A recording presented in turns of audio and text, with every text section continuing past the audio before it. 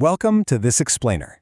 Today, we're diving into something absolutely crucial, the principles from the 8 Pillars of Lasting Financial Prosperity. If you've ever found yourself endlessly scrolling for that one secret formula, that magical overnight trick, or that single stock that's going to change everything, you can stop right now. Those things are complete myths. Instead, we're going to break down a literal blueprint. It's a simple, repeatable, structured set of principles that quietly separates the people who build lasting wealth from the people who never do.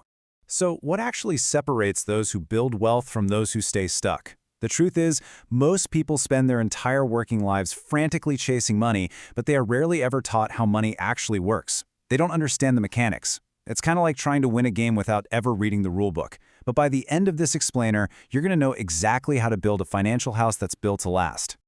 All right, here's our blueprint for today. We're grouping these 8 pillars into 4 distinct construction phases. 1. Phase 1. Laying the financial foundation. 2. Phase 2. Stopping the wealth leaks. 3. Phase 3. The engine of growth. 4. Phase 4. Expanding and protecting wealth. And finally, bringing it all together. Phase 1. Laying the financial foundation. Okay, let's dive into this. We're starting right at the bedrock. This phase comes down to managing your spending and building an unbreakable safety net. Because if you don't get this right, literally nothing else we talk about today is going to matter. Let's look at this first crucial step by comparing a lifestyle inflator to a wealth builder. It sounds almost too simple to matter, but the golden rule is spend less than you earn. Think about it. If you're a lifestyle inflator, you get a raise, and instead of saving the difference, your spending quietly creeps up to absorb it. You get a bigger apartment, a nicer car, you order takeout way more often. 5 years later, you're earning far more, but you're no closer to financial security. The wealth builder, on the other hand, does the exact opposite. They keep their expenses stable even as their income grows.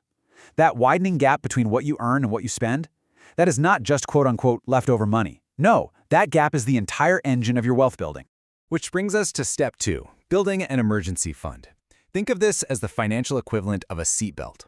Before you start aggressively investing or making any exciting financial moves, you absolutely need a cushion of 3 to 6 months of essential living expenses. Why? Because the purpose of this money isn't to grow, it is to protect. Without it, a medical bill or a sudden job loss forces you right into high-interest debt or forces you to sell your investments at literally the worst possible time. This totally unglamorous seatbelt is the single thing that keeps a minor accident from turning into a total financial disaster. Phase 2. Stopping the wealth leaks.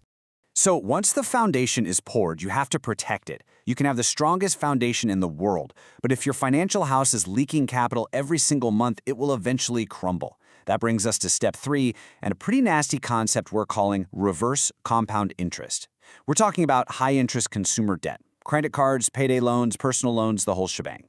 Now, we all know compound interest is fantastic for investors, but this high-interest debt works exactly the same way, just in reverse. The balance grows way faster than most people can pay it down. It silently eats away at the very income that you could be using to build your wealth. Treating all debt exactly the same is honestly one of the most common and most damaging financial mistakes you can make. Just think about this number for a second, 20%. That is a standard credit card interest rate. A low fixed-rate mortgage and a credit card charging 20% are completely different problems, and they definitely should not be treated with the same urgency. The blueprint here is brutally straightforward. Prioritize paying off the highest interest debt first. Once it's gone, that same monthly payment can be redirected into savings and investments where it finally starts working for you instead of against you. Phase 3. The engine of growth. All right, your foundation is secure, and those high-interest leaks are patched up. Now we get to the fun part. This is where we look at the actual mechanics of building long-term wealth.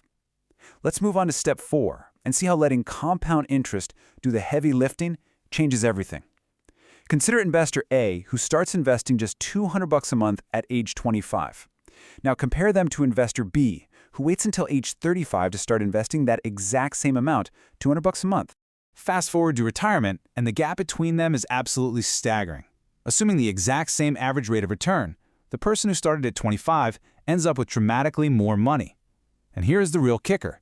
It's not because they contributed that much more out of pocket. It's simply because their money had 10 extra years to compound. That means their returns started earning returns, and those returns earned returns. Over decades, that snowball effect becomes enormous.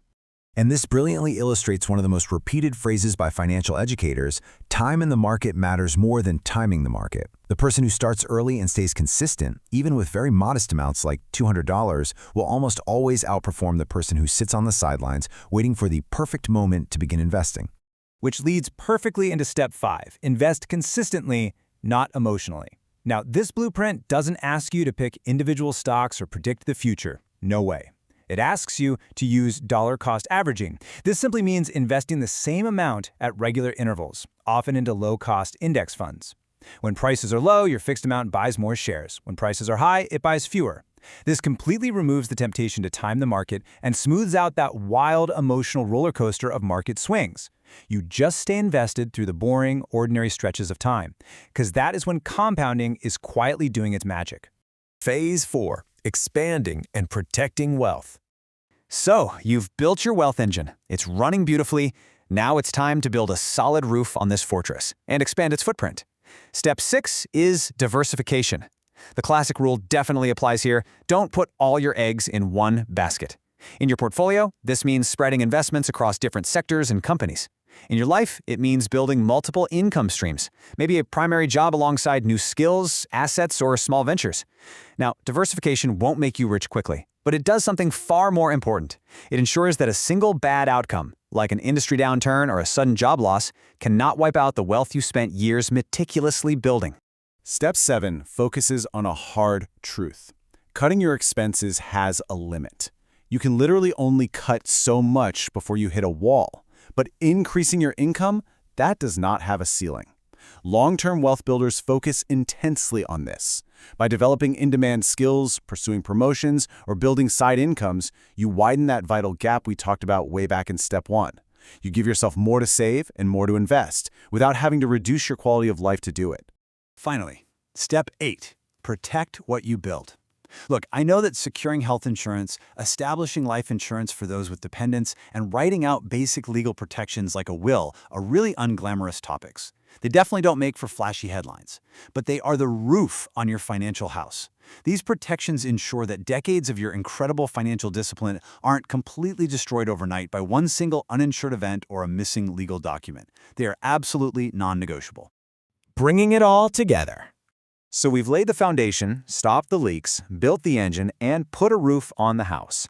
Wealth is rarely built through a single brilliant decision. It is built through years of ordinary, disciplined choices. So the crucial point is this: none of these steps are overly complicated on their own. But what makes this blueprint powerful is the strict order and the consistency. If you skip building the safety net in step 2, well, one bad month can force you to undo years of investing. If you chase higher returns before eliminating your 20% credit card debt in step 3, that debt is going to quietly outpace your investment gains. The order you do this in is just as important as the actions themselves. Which leaves us with one final question for you. Which step of the wealth blueprint are you going to execute today? Are you going to finally look at your spending gap? Are you going to tackle that high-interest debt head-on?